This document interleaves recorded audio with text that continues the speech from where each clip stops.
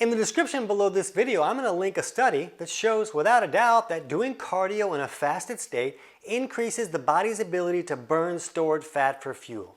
And in the description below this video, I'm going to link a study that shows without a doubt that doing fasted cardio does not burn more fat. It can even cause problems with burning fat. And some studies even show that, well, if you don't do fasted cardio, you'll actually burn more fat throughout the whole 24-hour process after the cardio. So this video has been really helpful, thank you very much. And the reality is that whether fasted cardio is going to help a person burn more fat or create problems when it comes to burning fat has to do with a variety of factors, and it has to do with how your body is operating. So in this video, you're going to get to understand whether you as a person and your unique bioindividuality and how your body is operating could benefit from doing fasted cardio, or is it going to be better for you if you're just like eating a chicken pot pie while you're on the treadmill? Let's find out.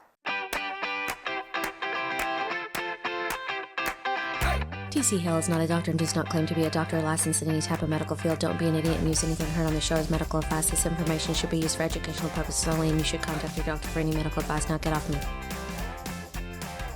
So eating a chicken pot pie on the treadmill is probably never going to be the optimal situation, but when we're looking at these studies that show, some studies show that fasted cardio burns more fat, some studies show that no, if you eat before the cardio, then you'll actually burn more fat in the entire 24-hour period after that cardio. So that's really the best way to go. So when we're looking at different studies that are showing contradictory viewpoints of the same topic, we need to understand that it's really not about the study, it's about how the people's bodies were operating who were in the study, and we don't get to know how their bodies were operating. What we get to know is how your body is operating. So we don't really care about the studies, we care about us and the results that we're going to see and what's going to be best for our unique body.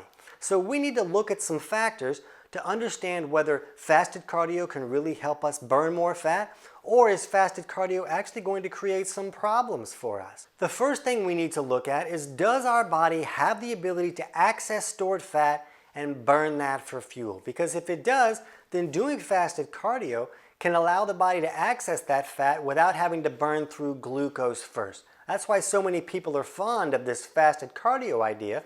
You already have your glucose burned up, your insulin is low, the body can access stored fat, so we go on a walk and we allow the body to burn stored fat during that walk. So that's really great. But if your intense cardio is kind of what you like to do, then a lot of times your body can't access stored fat and burn it for fuel if it's too intense and making the body kind of stressed about the situation. So when we have people do fasted cardio, we like to see them do an easy form of cardio. Maybe just go for a walk where you can still carry on a conversation. But the biggest factor in whether this is going to be beneficial is, how are your insulin levels? Are you insulin resistant? Are you leaning too far to where your cells are not really listening to insulin anymore? If so, then the body needs to make more insulin to process the amount of carbohydrates that a small amount of insulin could have processed before. So when the body's making a lot of insulin, it takes a lot longer for the insulin to come down than it does the blood sugar. The blood sugar can come down in an hour or two, where insulin can take much longer to come down. And as long as insulin is high, it not only blocks the ability for the body to access stored fat and burn that for fuel, the high insulin also sends the signal of, hey, why don't you store some more fat? Let's go ahead and make our pants even bigger and not fit at all. So we really want insulin levels to be low so the body can access stored fat. So if a person's eating a high carbohydrate meal, or they're going out and drinking beers the night before and having liquid sugars that spike blood sugar even higher and create even higher insulin levels, if they're doing that the night before, then insulin is going to be still high and they're not going to be in a state where the body can access stored fat. So the next morning when they go and do their cardio, they're really just stressing the body, because now the body is trying to do exercise and you ran out of blood sugar, but yet the body can't access stored fat for fuel, so it doesn't really have a fuel source. In this scenario, the body's going to raise stress hormones, and those stress hormones are going to say, hey, we need some glucose for this. We're kind of freaking out. We're stressed. We're trying to do these things that we don't have fuel to do. So let's just break down our own tissues. Let's break down our own muscles. Let's even break down our own organs. And we'll turn that into glucose through gluconeogenesis, and we'll create a fuel source to get through this exercise. So now the person was trying to lose fat, but instead they burned up muscle and they turned that into fuel, and they raise stress hormones that can create other problems like thickening up bile so it doesn't flow correctly, and now we can't digest our food the way we're supposed to. So we can see that this can be really problematic when the wrong person is trying to do fasted cardio. Now, if we're eating in a lower carb manner that keeps insulin on a more even keel, it doesn't create these big spikes, especially in that dinner time meal.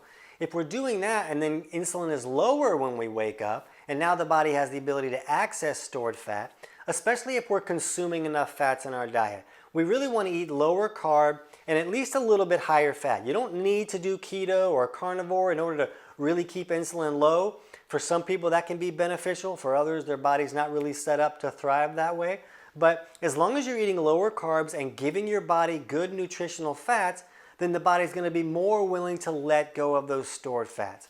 So when you're setting up your body to succeed like that, then you can wake up and do some easy fasted cardio and really magnify the amount of fat that you burn while doing that cardio. The next thing we need to look at is, does the body have the resources it needs to feel good about doing exercise when it doesn't have a fuel source coming in?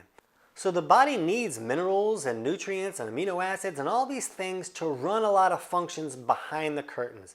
Things that have to go on for the body to operate correctly. And while those minerals are low, glucose also goes very low, then that can really stress the body out. And when it's stressed, it's going to raise those stress hormones that create all those problems that we just talked about.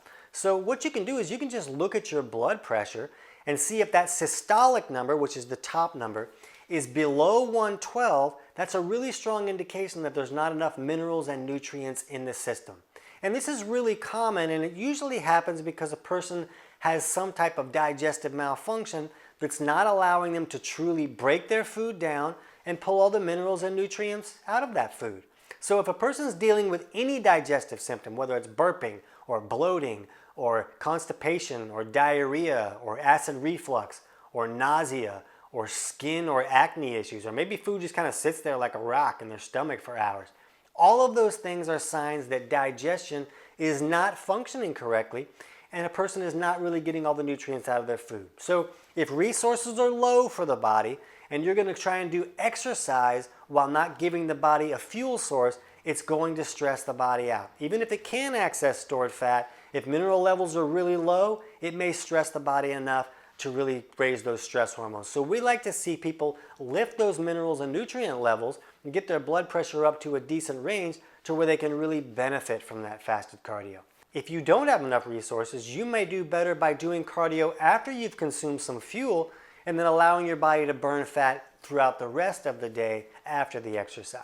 But again, you really need insulin to come down to be able to access that stored fat. So what you can check at home is you can just look at your fasted blood sugar. And if your fasting blood sugar is below 100, then that's a good sign that things are going in the right direction. That doesn't mean things are going well. A person can still be insulin resistant and have a good fasting blood sugar, but once it goes over 100, that's a pretty strong sign that things are not going well and that you're leaning on that insulin resistant side and that you're probably going to have to take some steps to correct that problem. We'll put a link in the description below for steps to improve insulin resistance if you think that you might need that. But by looking at your blood pressure and your fasting glucose, all of a sudden now you have information. How is my body operating, and am I going to benefit from this fasted cardio, or am I just creating more harm and I could have just stayed in bed? So when you're eating in a way that allows your body to access stored fat for fuel, and your body is operating in a way that it can feel good about doing that exercise fasted without a fuel source coming in at that time,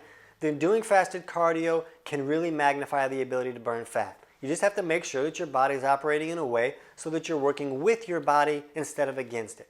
So right now, since the ability to digest your food and get the nutrients out of that is so crucial, jump over and check out our video on 20 signs that you're not digesting your food correctly.